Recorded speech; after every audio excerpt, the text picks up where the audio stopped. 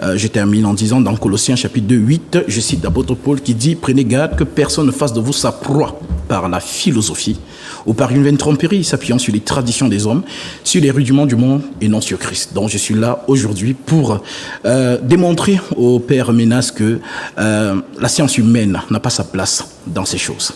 Voilà ce que je peux dire dans l'entame de cette émission. Merci.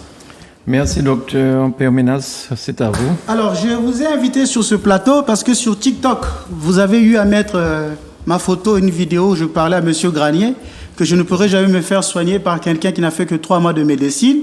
Et vous avez mis ma vidéo, ma photo, et vous avez dit cet homme est charnel. Et il ne connaît, vous avez dit une chose du genre, cet homme est charnel, Dieu ne s'étudie pas, tout ça. Et je vous ai dit, mais mon frère, si tu veux un débat, permettez le tutoiement. Ici en Martinique, on est habitué. Si vous voulez un débat, faisons un débat. Donc le contexte, c'est celui-là.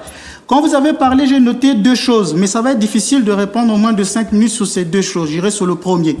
Vous avez dit 2 choses importantes. Vous dites que la théologie, seul le Saint-Esprit révèle, qui sont dans les conseils des hommes. Vous dites que c'est une science humaine.